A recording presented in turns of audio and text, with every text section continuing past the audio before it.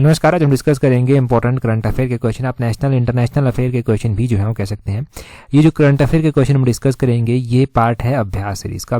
अभ्यास सीरीज में आपको पता है कि मंथली बेसिस पर जो है वो करंट अफेयर हम डिस्कस करते हैं और ये जो है वो जनवरी 2024 का जो है वो मंथली पार्ट है। जनवरी 2024 का पार्ट 1 जो है ये करंट अफेयर का है।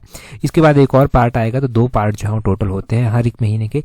पिछले साल के करंट अफेयर भी आपको अभ्यास सीरीज में इस तरह से ही जो है वो मिल जाएंगे। और उत्तीर्ण सीरीज जो है, हमारी उत्तीर्ण सीरीज डेली बेसिस पर जो है वो करंट अफेयर को कवर करती है। तो सबसे पहले क्वेश्चन से जो है डिस्कशन स्टार्ट करेंगे। सबसे पहले क्वेश्चन में देखिए क्या बोला गया है यहाँ पर, which Indian cricketer won the poverty athlete of the year award 2023। तो बोलते हैं कि अभी हाल फिलहाल में जो है वो किस भारतीय क्रिकेटर को जो है वो poverty athlete of the year पुरस्कार से जो है वो नवाजा गया है। अगर हम बात करते हैं कि poverty athlete of the year award जो है वो 2023 का भी दिया गया है और किसको दिया गया है ये, तो ये दिया गया है विराट कोहली को। ऑप्शन बी जो है वो सही आंसर है, ये आपने ध्यान रखना है। विराट कोहली को ये अवार्ड दिया गया है। कोहली ने जो है इस अवार्ड को जो है वो जीता है और इन्होंने जो है वो हराया किसको है, तो इन्होंने जो है वो लियोन मेसी को जो है वो यहाँ पर हराया है। विराट कोहली ने जो है 78% वोट जो है वो हासिल किए हैं और मेसी को इन्होंने हराया है 78-22 के अंतर से जो है वो इन्होंने हराया है। ये तो बेसिक सी बात आपने ध्यान रखनी है। इस पॉवर्टी अवार्ड के बारे में ध्यान रखें, कहीं पर इसको करके जो है वो पॉवर्टी भी जो है वो लिखा गया है। किस तरह से लिखा गया है यहाँ पर लिख देता हूँ, PUBITY अवार्ड करके भी जो है, या फिर athlete of the year award करके भी जो है वो लिखा गया है। तो एग्जाम में अगर कुछ ऐसा पूछा जाए तो कंफ्यूज मत होना कि कोई अलग अलग है। यहाँ पर एक और क्रिकेट का क्वेश्चन है, रोहित शर्मा के बारे में है।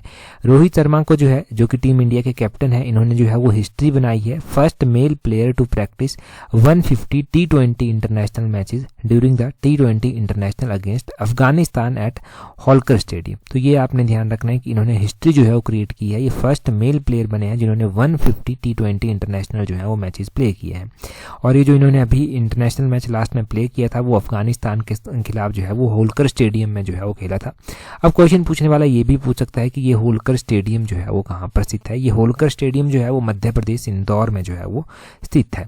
अगला क्वेश्चन देखें क्या बोलते हैं, बोलते हैं where was the 27th national youth festival 2024 organised. तो बोलते हैं कि 2024 में जो 27 नंबर का यूथ फेस्टिवल जो था वो नेशनल यूथ फेस्टिवल मनाया गया। बोलते हैं कि ये जो है वो कहाँ पर मनाया गया, या फिर इसको होस्ट करने वाली जो सिटी है उसका नाम जो है वो यहाँ पर पूछा गया है। तो ये कहाँ पर मनाया गया, ये मनाया गया है कहाँ पर, नासिक में। ऑप्शन ए जो है वो सही आंसर है। अगर हम बात करें कि क्यों इंपॉर्टेंट है, लास्ट ईयर जब 2023 में मनाया गया था तब भी हमने डिस्कस किया था। इस बार 27 नंबर का मनाया गया। नासिक जो है वो महाराष्ट्र में पड़ता है जहाँ पर ये मनाया गया। प्रधानमंत्री नरेंद्र मोदी ने जो था वो इसको इनॉग्रेट किया। कब किया गया, जनवरी 12 को जो था वो किया गया। जनवरी 12 को नेशनल यूथ डे जो है वो मनाया जाता है। स्वामी विवेकानंद जी की एनिवर्सरी जो है, बर्थ एनिवर्सरी जो है वो इस दिन होती है, इसीलिए तो नेशनल यूथ डे जो है वो मनाया जाता है। नेशनल यूथ फेस्टिवल भी ऑर्गेनाइज किया गया, तो ये 12 से लेकर 16 जनवरी के बीच में जो था वो होस्ट किया गया। अगर मान लो आपसे पूछ लिया गया कि होस्ट करने वाला स्टेट जो था वो कौन था, तो होस्ट स्टेट जो था वो इसको कौन था, वो था महाराष्ट्र। वो भी आपने ध्यान रखना है, महाराष्ट्र इंपॉर्टेंट हो गया। तो ये क्वेश्चन भी आपने जान लिया यहाँ से नेशनल यूथ फेस्टिवल का। ये मोस्ट इंपॉर्टेंट क्वेश्चन है आने वाले एग्जाम्स के लिए। नेक्स्ट क्वेश्चन हम बोलते हैं, according to Forbes which is world's strongest currency as of January 2024। तो बोलते हैं कि फोर्ब्स जो मैगजीन है ना वो एक लिस्ट भी निकालती है। इस मैगजीन के या फिर फोर्ब्स के अनुसार जो है वो जनवरी 2024 तक दुनिया की सबसे मजबूत मुद्रा जो था वो कौन सी है। तो देखो फोर्ब्स मैगजीन की अगर हम बात करें, फोर्ब्स के अकॉर्डिंग जो दुनिया की सबसे मजबूत जो मैगजीन है, मजबूत जो करेंसी है वो है कुवैती दिनार। ऑप्शन सी जो है वो सही आंसर है। अब ये कुवैती दिनार जो है वो सबसे स्ट्रॉन्गेस्ट करेंसी में जो है वो आता है। तो ये मोस्ट इंपॉर्टेंट क्वेश्चन हो जाता है। अभी तो पहले नंबर पर आया, दूसरे और तीसरे नंबर पर जो है वो कौन सी कंट्रीज की जो है वो करेंसी रही, वो भी आपको पता होना चाहिए कि दूसरे और तीसरे नंबर पर जो है वो कौन सी रही। अगर हम बात करते हैं दूसरे नंबर पर, तो दूसरे नंबर पर आपने ध्यान रखना है कि दूसरे नंबर पर जो है वो बहरैन जो कंट्री है ना, बहरानी दिनार जो है वो यहाँ पर रहा। और तीसरे नंबर पर अगर हम बात करते हैं तो ओमान की जो करेंसी है, क्या है ओमान की करेंसी, रियाल। तो रियाल जो है वो तीसरे नंबर पर जो है वो रहा। अब देखो सेकंड और थर्ड नंबर का आपको पता चल गया कि सेकंड नंबर पर जो है वो कौन सी बहरानी दिनार है, थर्ड नंबर पर जो है वो ओमानी रियाल है। ओमान की जो करेंसी है वो रियाल है, बहरान की जो करेंसी है वो दिनार है, वो सेकंड और थर्ड नंबर पर है। यहाँ से हमें कुछ और भी इंपॉर्टेंट बातें जो है वो याद रखनी है। हमें एक तो बात यहाँ पर ये ध्यान रखनी है कि फोर्ब्स मैगजीन जो है वो इस तरह की लिस्ट जो है वो टाइम टू टाइम निकालती रहती है। तो ये इंपॉर्टेंट क्वेश्चन जो है वो एग्जाम में बन सकते हैं और ये क्वेश्चन उत्तीर्ण सीरीज में डिस्कस नहीं हुए हैं। ये बात भी आप ध्यान रखें कि उत्तीर्ण सीरीज में इन क्वेश्चन को हमने नहीं पढ़ा है। यहाँ पर डिस्कस हो रहे हैं, मंथली बेसिस पर जो है वो इंपॉर्टेंट क्वेश्चंस यहाँ पर डिस्कस हो रहे हैं। और ये सीरीज़ बहुत ही ज़्यादा हेल्पफुल रहने वाली है एग्जाम पॉइंट ऑफ व्यू से। पहले भी यहाँ से क्वेश्चंस पूछे गए हैं एग्जाम्स में, उठा के देख लेना कोई भी एग्जाम, डेफिनेटली क्वेश्चंस मिलेंगे जो अभी तक हुए हैं। आगे बोलते हैं who has been appointed as India's ambassador to World Trade Organization, जिसको WTO कहा गया इन जेनेवा। तो बोलते हैं कि जेनेवा में जो विश्व व्यापार संगठन है उसमें भारत के राजदूत के रूप में किसे नियुक्त जो है वो किया गया है। अगर हम भारत के राजदूत के रूप में बात करते हैं कि वर्ल्ड ट्रेड ऑर्गेनाइजेशन में जो है वो किसको भेजा गया है, तो वो किसको भेजा गया है, वो भेजा गया है सेंथिल पंडियन सी को। ऑप्शन सी जो है वो सही आंसर है। WTO में आपने ध्यान रखना है कि WTO की स्थापना कब हुई थी, पहले तो ये ध्यान रख लें 1995 में इसकी स्थापना हुई थी। WTO का हेडक्वार्टर कहाँ पर स्थित है, तो इसका हेडक्वार्टर जो है वो जेनेवा स्विट्जरलैंड में जो है वो स्थित है। अब देखो ये जो सेंथिल पंडियन सी जो है वो बने हैं, ये IAS अधिकारी हैं, इनको जो है वो बनाया गया है। इन्होंने जो है वो किसका स्थान लिया है, तो इन्होंने स्थान लिया है ब्रजेंद्र नवनीत का। ये जो नाम है ना यहाँ पर, इन्होंने इनका स्थान जो है वो लिया है।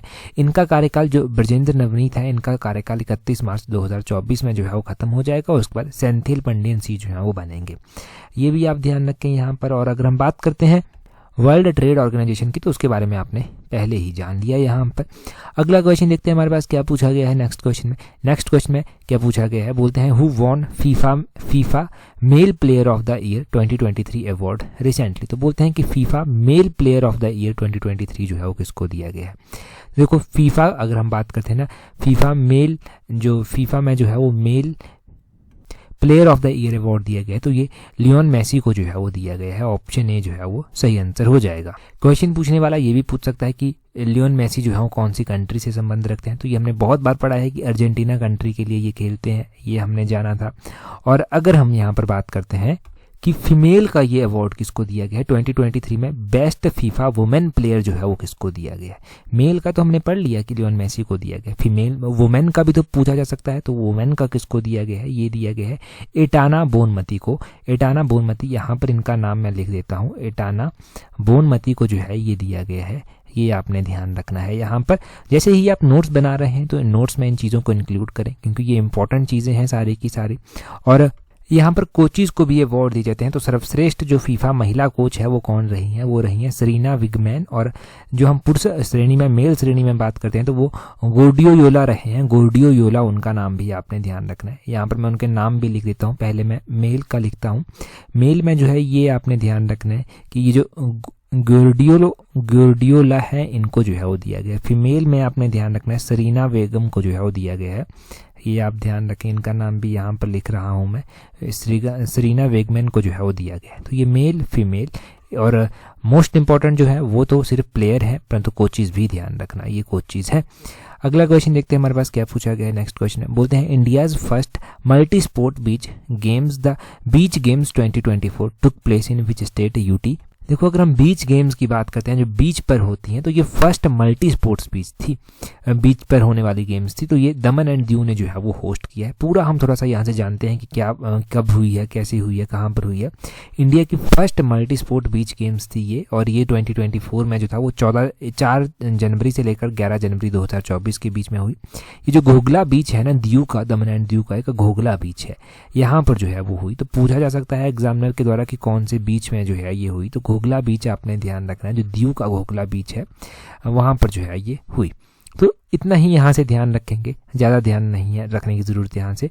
अगला क्वेश्चन देखें, बोलते हैं recently which of the following country won the United cup tennis championship this year. तो बोलते हैं कि हाल ही में किस देश ने जो है वो इस वर्ष जो है वो यूनाइटेड कप टेनिस चैंपियनशिप जो है वो जीता है, तो ये जर्मनी के द्वारा जीता गया है। ऑप्शन बी जो है वो सही आंसर है।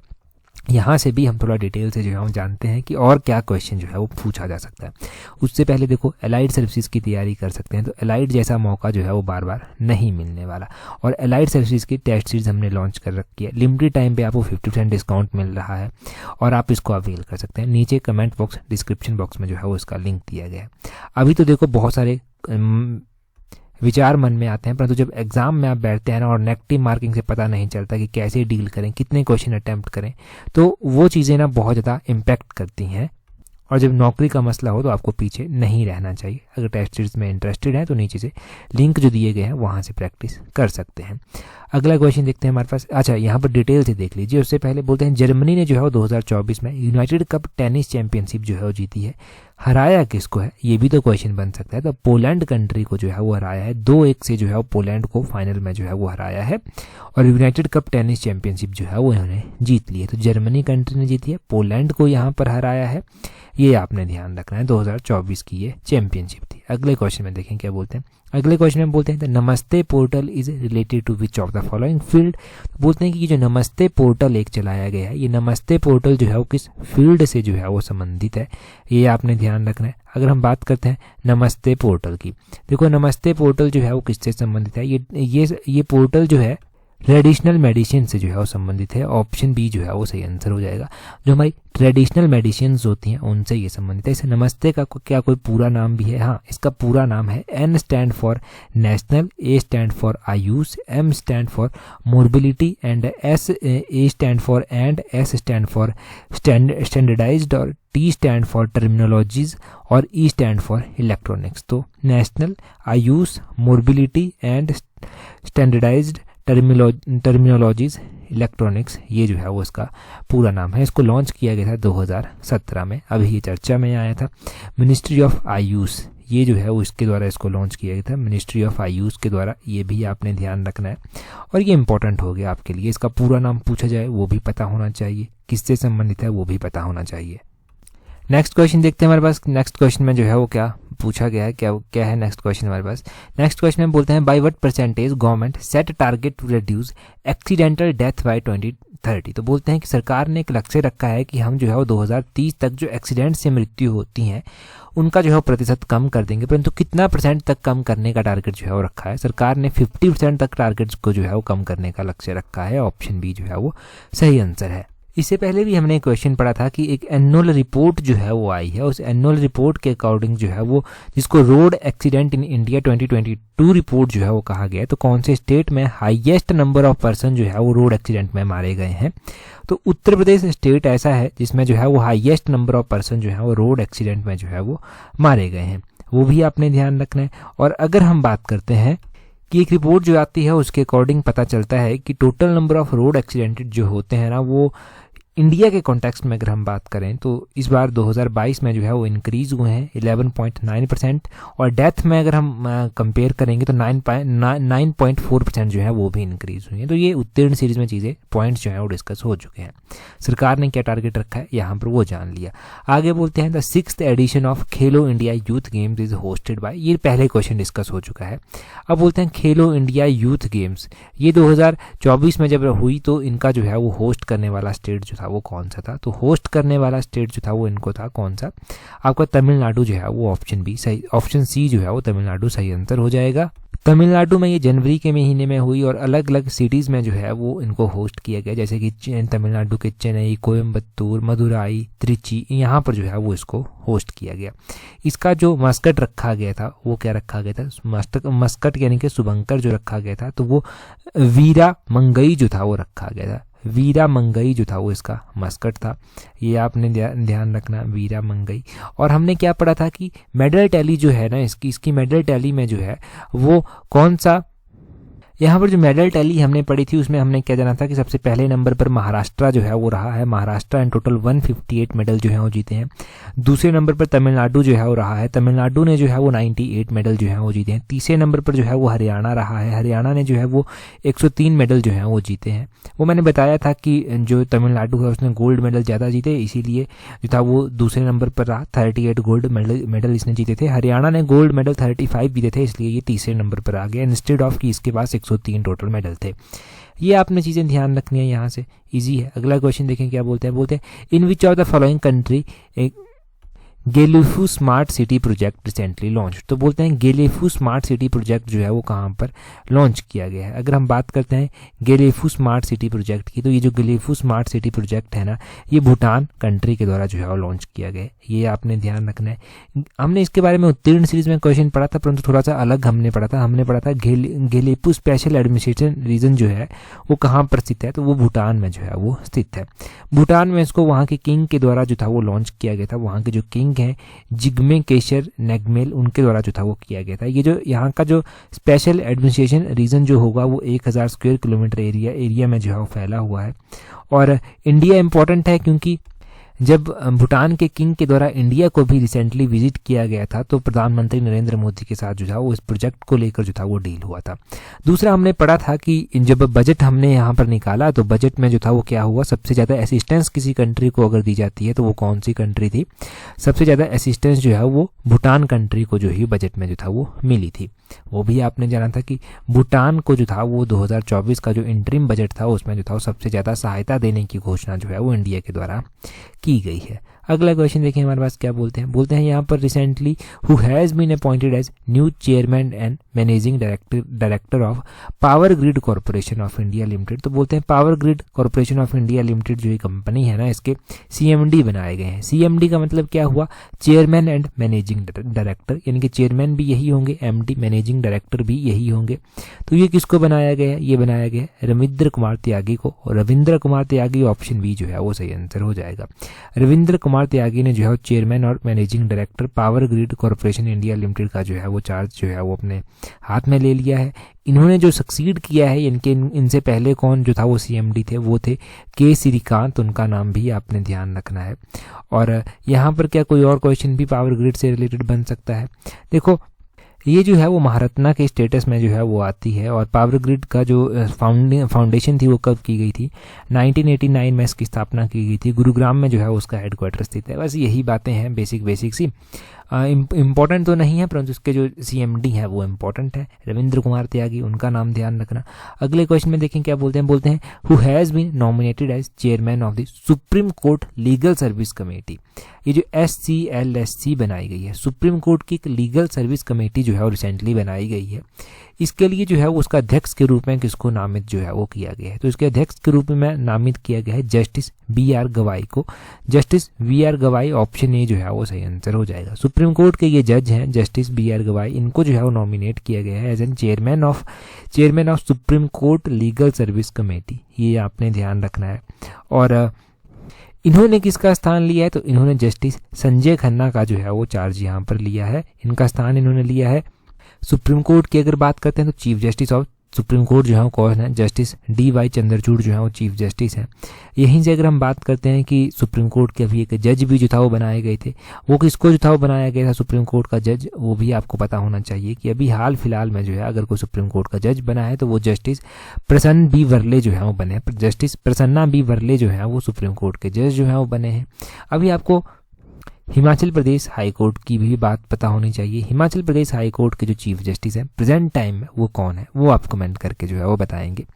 ये क्वेश्चन बड़ा ही आसान सा है हिमाचल के कॉन्टेक्स्ट में, जल्दी से कमेंट करके जो है वो बता दीजिए। अगले क्वेश्चन में देखें क्या बोलते हैं, यहाँ पर बोलते हैं प्रधानमंत्री सूर्योदय योजना is related to which of the following. ये जो प्रधानमंत्री सूर्योदय योजना है ना, ये किससे जो है वो संबंधित है, तो प्रधानमंत्री सूर्योदय योजना जो है वो किससे संबंधित है, ये योजना संबंधित है किससे, installation of rooftop solar panel. Option D जो है वो सही आंसर हो जाएगा।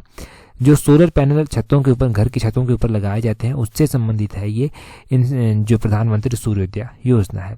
ये जो प्रधानमंत्री नरेंद्र मोदी हैं इनके द्वारा 22 जनवरी 2024 को प्रधानमंत्री सूर्योदय योजना की जो था वो घोषणा की गई। इसका मकसद क्या है, इस योजना का मकसद है कि गरीब और मध्यम वर्ग के जो परिवार हैं उनके घरों के ऊपर सोलर पैनल जो है वो लगवाए जाएं। इससे क्या होगा, इससे जो घरों की बिजली का बिल होगा वो जो है वो कम आएगा थोड़ा सा, और थोड़ी सी ऊर्जा के क्षेत्र में भी जो है भारत को जो है वो आत्मनिर्भरता जो है वो हासिल होगी। यहाँ पर तो क्या होता है हमारे हिमाचल में तो हमारे पास अपना पानी है, पावर जनरेशन हम खुद कर लेते हैं, परंतु ऐसा सब जगह नहीं है। कुछ एक स्टेट्स में जो है वो बहुत दिक्कत आती है इसको लेकर, परंतु इस तरह से जो है इस तरह के प्रोजेक्ट चलाकर जो है वो इसको दूर किया जाता है। प्रधानमंत्री सूर्य घर मुफ्त बिजली योजना बताया गया था इस योजना का नाम प्रधानमंत्री के द्वारा ट्वीट करके, और यहाँ पर जानकारी दी गई थी कि 75,000 करोड़ रुपए का बजट जो है वो बनाया गया है इसके लिए। इसका मकसद है कि लोगों को जो है 300 यूनिट तक जो है वो बिजली यहाँ से मुफ्त मिल सके। यहाँ पर सब्सिडी देने की सरकार बात कहती है इस योजना के तहत, और यही इंपॉर्टेंट क्वेश्चंस जो हैं, यही इंपॉर्टेंट पॉइंट जो है वो एग्जाम में निकलेंगे क्वेश्चन से, और क्वेश्चन जो है बन जाएगा आपके लिए। Installation of rooftop solar panel, ये ध्यान रखना। सूर्योदय योजना कब लॉन्च की गई वो ध्यान रखना। अगला क्वेश्चन देखें क्या बोलते हैं recently conjoint silver line butterfly species was discovered in which of the following state. तो बोलते हैं कि अभी हाल ही में ये कॉन्जॉइंट सिल्वर लाइन बटरफ्लाई की स्पीसीज जो है वो डिस्कवर की गई हैं, परंतु कौन से स्टेट में, कौन से इंडियन स्टेट्स में जो है वो इनको डिस्कवर किया गया है। अगर हम बात करते हैं कि इनको कौन से इंडियन स्टेट में जो है वो अभी हाल फिलहाल में डिस्कवर किया गया है, तो ये जो है वो कर्नाटक में डिस्कवर की गई है। ऑप्शन बी सही आंसर हो जाएगा। ज़रूरी नहीं क्वेश्चन इसी तरह से पूछा जाए, क्वेश्चन पूछने वाला पूछ लेगा कि कॉन्जॉइंट सिल्वर लाइन ये जो है वो किसकी स्पीसीज़ है, तो आपको ऑप्शन में बटरफ्लाई दे देगा, ऑप्शन में जो है वो कुछ और भी जीव दे दिए जाएंगे। आपने ध्यान रखना है कि ये बटरफ्लाई की जो है वो स्पीसीज़ है और ये कर्नाटका के कोडागू डिस्ट्रिक्ट है, कर्नाटका का कोडागू डिस्ट्रिक्ट में जो है वो ये जो है वो फाउंड हुई हैं या फिर देखने को मिली हैं, ये आप ध्यान रखें। और इस तरह की स्पीसीज जब मिली है ना, तो ये काफ़ी टाइम के बाद हुआ है, 1970s के बाद, 1970 के दशक के बाद जो है ये पहली बार हुआ है कि इस तरह की जो स्पीसीज जो है वो वेस्टर्न घाट में जो है वो मिली है, इंडिया के वेस्टर्न घाट में इस तरह की स्पीसीज मिली हैं, तभी ये इंपॉर्टेंट है और तभी ये चर्चा में भी आई।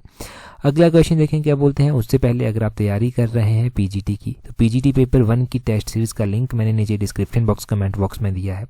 पीजीटी का शेड्यूल तो देखो टेंटेटिव सा आ गया है, अभी डिटेल में भी आपको पता चल जाएगा और बहुत ज़्यादा मान के चलिए कि 10-15 दिन पहले ही अगर पता चला तो आपके पास बहुत ज़्यादा टाइम नहीं होगा। तो यही बेस्ट टाइम है कि आप अच्छे से टेस्ट सीरीज को प्रैक्टिस करें, आप अच्छे से अपनी स्टडी को इम्प्रूव करें। तो पीजीटी पेपर 1 की टेस्ट सीरीज का लिंक जो है वो नीचे डिस्क्रिप्शन बॉक्स कमेंट बॉक्स में जो है वो दिया गया है। और हाँ, एक टेस्ट, टोटल टेस्ट हमने 12 दिए थे ना, यहाँ पर एक टेस्ट अभी रह गया है जो लास्ट का टेस्ट है, टेस्ट नंबर 12 सेंड करने को, वो जल्दी ही सेंड कर दी जाएगा, मे बी इसे संडे तक जो है वो आपको मिल जाएगा। टेस्ट सीरीज ग्रुप पर मैंने उसके बारे में बता दिया था, तो ज्वाइन कर लेना जल्दी से। अगला क्वेश्चन देखिए हमारे पास क्या बोला गया है, यहाँ पर क्वेश्चन देखते हैं। क्वेश्चन में बोला है what is rank of India in the corruption perception index 2023। तो बोलते हैं कि करप्शन परसेप्शन इंडेक्स जो 2023 का निकाला गया उसमें भारत का क्या रैंक रहा। वो करप्शन परसेप्शन इंडेक्स CPI जो है ये निकाला गया है, इसकी बात हम उत्तीर्ण सीरीज में कर चुके हैं ऑलरेडी। करप्शन परसेप्शन इंडेक्स 2023 में जो है वो इंडिया का रैंक रहा 93। ऑप्शन सी जो है वो सही आंसर हो जाएगा, परंतु इसके बारे में फिर से जान लेते हैं कि ये करप्शन परसेप्शन इंडेक्स जो है वो क्या है। इंडिया ने जो है वो 93 रैंक जो है वो हासिल किया है आउट ऑफ 180 कंट्रीज, ये आपने ध्यान रखना है। इसमें जो है वो आपने ये भी बात नोट करनी है कि स्कोर दिया जाता है 0 से लेकर 100 तक जो है ये स्कोर रखा गया होता है, तो इंडिया का स्कोर रहा 39। हालांकि 2022 में ये 40 जो था वो रहा था और उस टाइम इंडिया का रैंक भी 85 था। और अगर हम बात करते हैं यहाँ पर कि हमारे जो पड़ोसी देश हैं जैसे कि पाकिस्तान हो गया, उसका क्या रैंक रहा 133 पाकिस्तान का रैंक था। श्रीलंका का रैंक 115 था, वो आपने ध्यान रखना है।